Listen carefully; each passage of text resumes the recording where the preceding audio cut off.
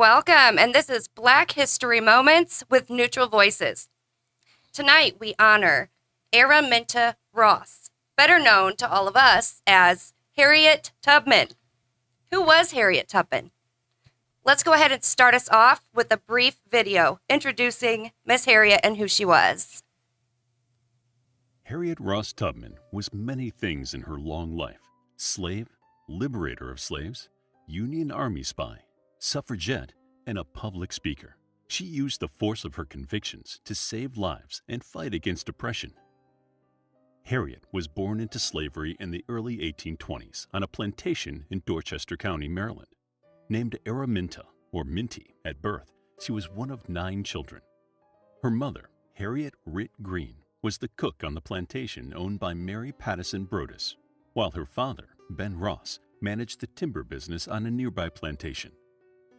Ritt tried to keep her family together, but when Mary Brodess's son, Edward, sold the 2 older girls in the family, they were separated forever. Harriet Ross Tubman was many things in her long life. This is a little bit of history, and I just want to, as I introduced Harriet Tubman, I called her Araminta Ross. I have a question for the panel. We hear a lot about slave names that were given for a specific reason. We talked about Malcolm X actually dropping his last name, which was, I believe, Little. Yes. So in my research, I saw this a lot, and I'm curious. What is a slave name? Is it always given? I mean, You know what? As soon as when you say that, you make me think about the movie Roots. I don't know if you ever seen that. You remember? Did you talk about that? Yeah, I'm just saying. You remember? He kept saying, "My name is Kunta." That's right. That's right. But I can tell you from what I know, whoever the slave owner was, that master, then that was the name the slaves were given. Yes, and not only the master, sometimes by the name of the plantation as well. Yes, absolutely. The property or the land of plantation, because they were property. So the name given to them was associated with the property or the plantation as well. Exactly. So that's why so many want to get rid of it, or like Malcolm X wanted to drop it, because you don't want association with someone who treated you like that. Yeah. So that makes sense. That was just a little education for me. And, maybe some of you. So, and wait, Jill, before you move forward, can I just say, I just appreciate you, and you have no idea how valuable you are to this world, because people like you, I mean, that's where the change is going to happen. And I just want to tell you, it is so awesome for you to dig deeper and then to admit, hey, I don't know this stuff. Right. Because to be honest, a lot of the stuff that I'm learning, I didn't know either. Right. But, from your perspective, I think it's awesome. And I appreciate that greatly. Yeah. Mm-hmm. And I think it's necessary when we haven't been through something, and we'll never know what that something feels like. But you do have the ability to be empathetic and try to put yourself in someone's shoes. And in order to do that, we have to educate ourselves. So thank you for that. Very good point. Mm-hmm. Let's go ahead and talk a little bit about the history. Growing up, what was Harriet's life like? Man. Yeah, it's hard to imagine, because we hear the stories and everything, but it's hard to imagine because she and her family were trying to stay together until you saw at the end of the video, the oldest 2 were the first 2 sold. But she had a real hard life. I think she went into the labor force at the age of like 5 or something, being a house servant at the age of 5. Can you imagine? And having that responsibility at the age of 5? Right. That's what I was going to say, because she was sold and rented out many times because she just was skilled, and she could do a lot of things. And so I know one of her owners was making like $60 a year renting her out to. That's a lot of money at that time. Families. Yeah. What a childhood, right? Yeah. Oh, yeah. Something else pertinent that I think we need to hit on, and then we're going to watch another video. So, we talked about her being rented out and her being out on the plantation. And she actually said at one point that she preferred to be out there instead of inside, just because of the way she was treated. And I think at 5 years old or 7, that says everything. In fact, at 12 years old, she stepped in between an enslaved person and a big giant weight. It struck her in the head. It cracked her skull. Yeah. Mm-hmm. She said that they carried her into the house where there was no bed. She was bleeding, passing out. If that would happen today, you would go to the emergency room. Well, that's not what they did with Harriet. They laid her down, and for 2 days she laid there and she bled. And we say that to say this. She actually said it caused headaches. It caused visions. Some of those visions even, as she said, guided her through her entire journey. Right. So, let's go ahead and get to the next video. But I think it's important to know that she did everything that she did with issues behind her, Right. including this, before she even got to that point. So let's go ahead and check that out. With Brodess's death, it was even more likely that Harriet and her immediate family members would be sold. She would not wait for that to happen. On September 17, 1849, she tried to escape with her brothers, Henry and Ben. At the time, all three had been loaned out to a nearby plantation, so their absence was not immediately noticed. A reward of $100, about $3,100 in modern currency, was offered, but within days, all three had returned. Harriet was the most reluctant. Soon after, she escaped for good via the Underground Railroad. This was a network of abolitionists in the United States and Canada who guided escaped slaves to the free states and provinces of the North. It was a diverse group made up of men, women, free blacks, slaves, both white and indigenous supporters, Quakers, Methodists, and Baptists. Like the escapees who had gone before and would go after her, Harriet traveled by night and took shelter in safe houses during the day. She traveled this way to avoid the bounty hunters patrolling the area. She was guided to freedom across the Mason-Dixon line by using the North Star Railway and oral instructions from railroad operators. Once safely in Philadelphia, Harriet joined the local abolitionists, one of which was William Still. Still admitted his life's work to help runaway slaves and kept detailed records in the hopes that they would be reunited with family members. He was instrumental in helping Harriet bring families along the Underground Route. So there was quite a bit there. I just kind of want to start us off and say Harriet did get married, which is why she got the name Tubman. She married in 1844 a gentleman named John Tubman, who was a free man at that time. During about 5 years after that, she found out that her two brothers were getting ready to be sold. So this kind of prompted the escape or the journey because she wanted to get them out of there. So they all started on this journey together. Her brothers turned around. They didn't want to go. Harriet continued. So let's go ahead and talk about, the start of the journey and what happened in the Underground Railroad. Well, initially, history tells us different, but if you do the research, you'll know. Initially, as Jill was saying, her plight to lead people to freedom was a personal plight. It was not, she wanted to save a whole bunch of people at the time. Yeah. Her thing was just getting her family back together, getting her family to a free state. So that was her initial thing. But she ended up making it greater. But initially, I don't think her plan was like, oh, yeah, I'm going to go free all these slaves. It wasn't. And actually, she got word when she was working at the Popular Neck. Mm-hmm. And she was working there. And so she got word that they were getting ready to sell her. Mm-hmm. And that's when she was like, nah, I'm not getting ready to go through this. Not again. And that is when she had her personal plan and she created her strategy using the Underground Railroad, which was not underground. No. So it was not a subway. We're clear with that. Right. That Can was we talk strategic. about that a little bit? Hold on. Let me in. Yes. I got a few questions. Not to make her seem not important, but my question is, no, because it's serious. What makes her story more important than people before her? Why is she's the one that they put up front? Because it's been many people before her. They even started the Underground Railroad, and it kind of makes me wonder what makes her important. Okay, talk to me. I'm listening. There's a lot of things that we can say, but not many. First of all, women, as small as she was had this type of strength that she had when she was plowing the field and working, as far as the oxens and all the other things, hauling logs. I mean, so think about it. Very small and very 5 strong. Feet. Okay, so, and very strong. But then if we think about it, moving 100 miles away from where you were, 100 miles at night alone, a female, and she made it. to freedom, that said a lot all itself. So you're saying, okay, somebody else made it to freedom. Maybe they did. How many people actually came back? So the 10 times. There's been many people actually. There's been many people went back through the same Underground Railroad. You saying went back to free other people? And went back to free other people. Yeah, so that's my question. Okay, but it's documented. So what makes her so dynamic? I'm gonna give you another dynamic thing about Harriet, because I'm gonna give you another one. Out of the many. Okay, I'm listening. So out of all of the things that she actually accomplished, she was the first American female to lead the troops into battle.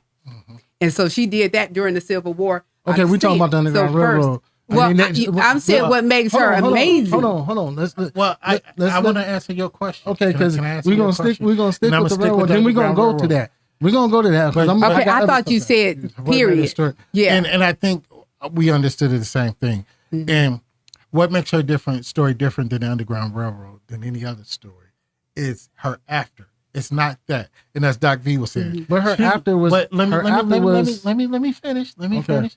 As we talk about Martin Luther King and Malcolm X, and what made Martin Luther King greater than Malcolm X in some people's eyes, it was the transcending beyond that. That it's the after. Martin Luther King was not transcended or elevated until after. So that's what I'm saying. She went through the same struggles. We only learned about her because of her transcending. She fought for the women's suffrage movement. She did other things, like Doc V said, with the Army. Her story is no different than any other conductor. But why do we hear about her more? Because she transcended, and people became more accepting of her. Her transcending was because of other people. Right. But to answer your question. Hold on. If the other people wouldn't continue doing what they was doing. Are you saying the Underground Railroad? Oh, I mean, all through it. I'm finna go through all through it. The people that, in order for them to have the spot that they will to know the next stop, the next stop, and then know where to stop. Yes, it was already established way before her. Yes. So my question is, if all this was already established way before she did what she did, what makes her feat so more important? Let's be realistic. Nobody, I don't think anybody ever said that Harriet Tubman invented the Underground. No, I'm not saying she invented it. I don't think so. All I'm saying is, if it was already established. Yeah. Okay. So once she went to one stage to the next stage to the next stage, which was already established, way ahead of her, and when she got to the town that she went to was flourished. Yeah. I mean, it was really dominant. Was really doing it. Yeah. And they were sending people back through the same path to get more people. She was just another conductor. Just another conductor, just like the other ones they were sending back and forth. Yes. So why is she the one that they always talk about versus the other conductors? Well, you have a right to talk about the other conductors. I mean, I'm just saying. We just happen to be featuring Harriet tonight. But that doesn't mean you shouldn't dig a little deeper and find out about them. I mean, I understand Harriet was important, but at the end of the day, we should talk about the whole movement in itself, including Harriet and the other ones. Well, and I'm not to cut you short, Ian. I respect your opinion, but I think we're arguing semantics right about now. It's not arguing semantics. It's yes. And let me understand, because I respect and I understand and I feel the same way you feel. But here's the thing. In our history, we only know about Martin Luther King and Malcolm X and the Civil Rights Movement. Exactly. We don't talk about the Medgar Evers. We don't talk about Stokely Carmichael. We don't talk about all of those. So what I'm saying is, and to answer your question, and it's who transcended, who was more marketable, whose story just was more glorified. But the thing is, we're not minimizing anybody or glorifying anybody's role. And that's why I say we're arguing semantics, because we can talk about the hundreds and hundreds. Exactly. Because we don't talk about all the stops on the railroad. Fort Wayne was a stop on the railroad. Exactly. And we don't, and just like that, we don't talk about all the people that probably didn't give up their seat on the bus. Right. I'm just saying, I'm sure there were other people, but this is not that conversation. It should be that conversation. We don't have that much time. I mean, it should be that conversation, because the simple fact, I understand Harriet Tubman was I think, like you said, is a marketable person. Yeah. And we too busy. I know I'm saying marketable. Yeah, too busy doing that one celebrity marketable person versus the people that pioneered that put that person, that marketable person, in position. I think you have an awesome fight, but I think that tonight, since we're featuring Harriet Tubman, and you knew this, I'm going all the way left. I think we ought to stay focused and not take up all the time debating why are we talking about Harriet Tubman tonight. We're going all the way left. She is the feature. Jill, take it away. Something that I thought was super interesting. So, 90 miles north to Pennsylvania. So Harriet has found this new freedom. She's working as a housekeeper. Everything's great because she's free. Well, it wasn't good enough for her because freedom doesn't feel good if you're free alone. So she wanted to go back. She wanted to go back for her nieces. She wanted to go back for her nieces' children. She wanted to go back for her husband, but he remarried already, unbeknownst to her. So because he underestimated her. Forget about him. So she was coming back. It wasn't enough for her to be free. And I think that says a lot about her courage. And even with that, her journey got a lot harder in 1850. So if we could talk about that for a second. Well, her journey was always hard, but it did get harder in 1850. She was going through a whole lot. And that's when the Fugitive Slave Act was enacted. Mm-hmm. That's when that was bad. Yes, that's when your police force started. The Fugitive Slave Act is where your police force started, and they could just come get you. They can come get you. Mm-hmm. So what happened was, and they had to become even more strategic, even more underground, even more plotting in their movement because they couldn't move as they could 3 years earlier. And now they got to get to Canada. Mm-hmm. So what happened, with the Fugitive Slave Act, the dogs, bounty hunters, prices. There was a price on their head at like $5,000 at one time. You know how much money that was at the time? Right. $5,000. I call Harriet Tubman. My family ain't got to do nothing for the rest of their lives. Yeah.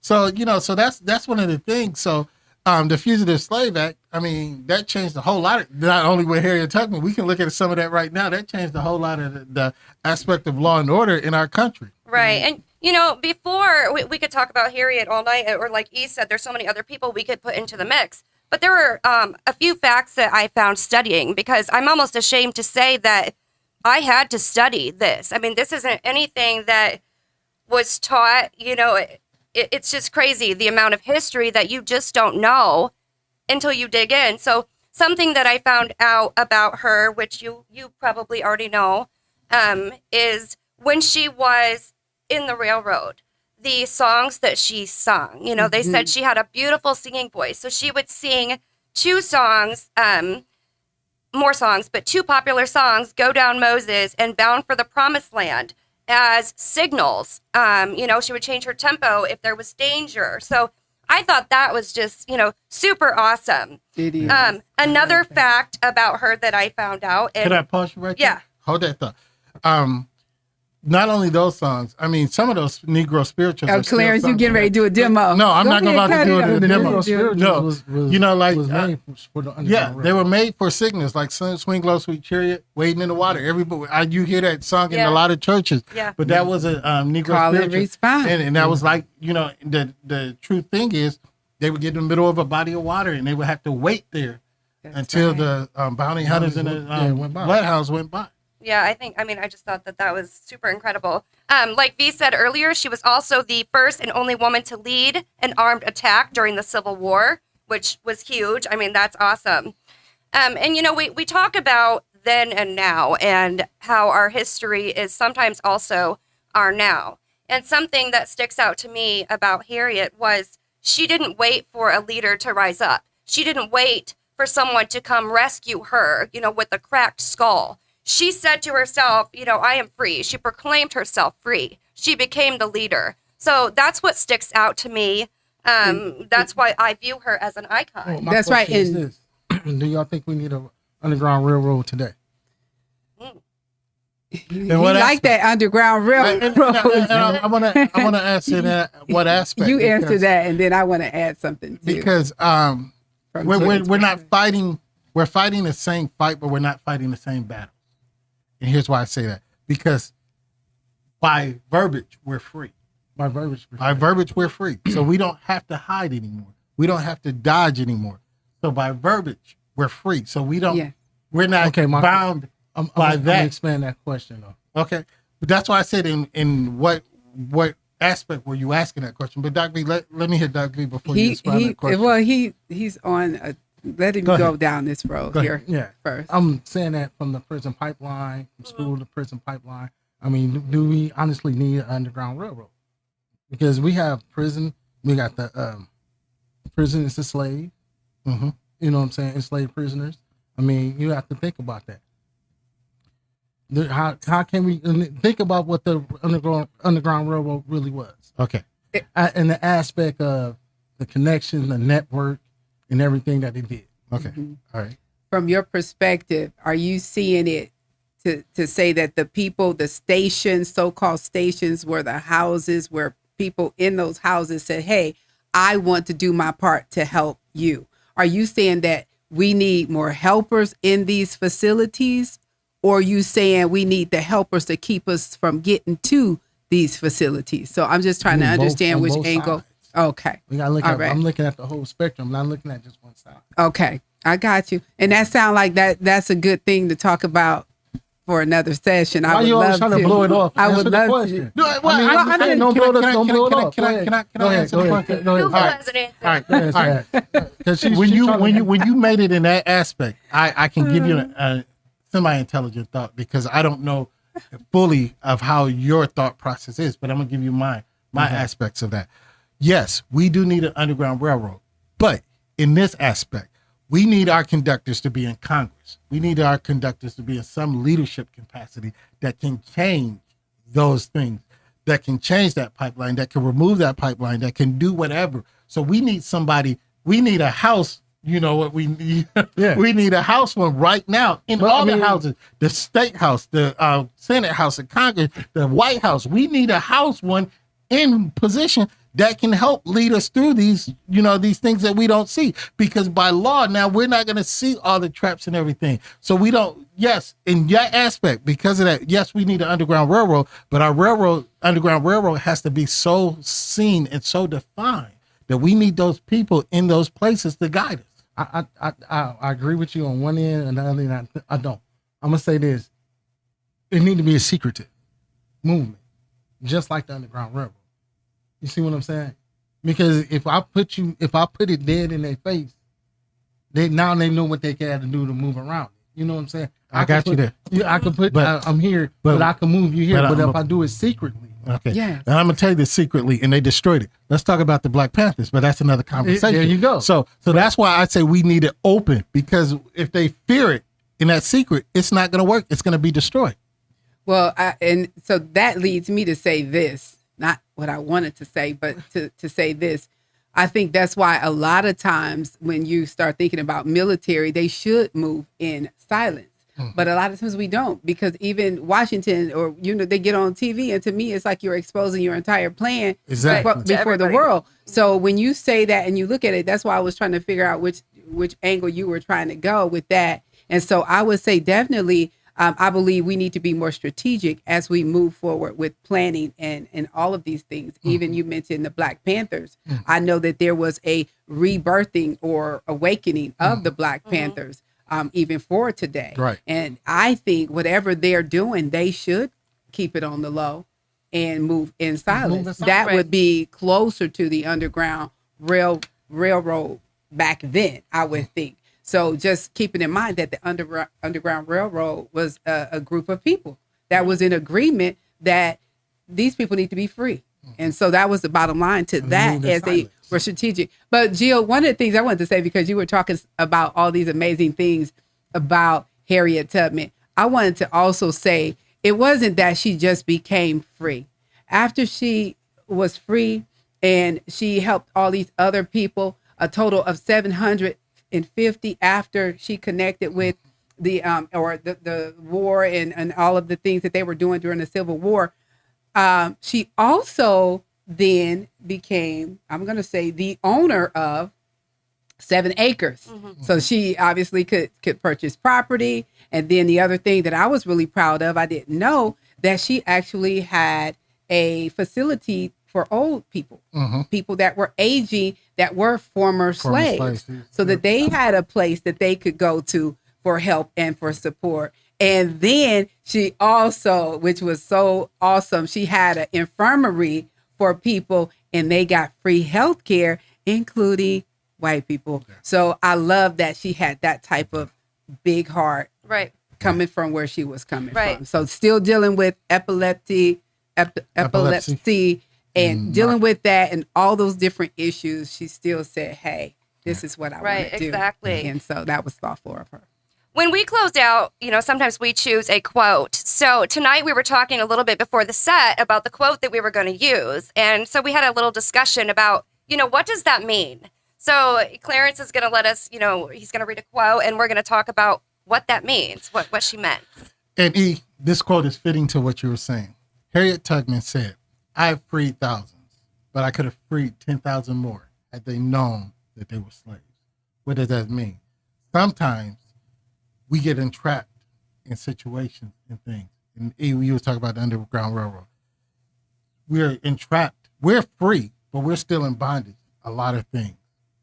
So if she had went back, more could have been free, more could have been done had the 10,000 moved. But there's something that's holding us back. So we gotta change our mindset. We gotta open up our mind. We gotta change the way we think, the way we view things. Yeah. It was this thing, a horse. You could tie a horse up on her thing 3 days in a row, but the next day, all you got to do is stand him in front of that post. He won't move. And that's where we are. We're standing in front of that post. We're not moving. Right. We got to realize that we are still enslaved. Change your mindset. Okay. Yes. Change your mindset. We want to thank you for being with us. Please join us tomorrow at 8:30 as we talk about Obama. Yeah. Remember to always protect your mind.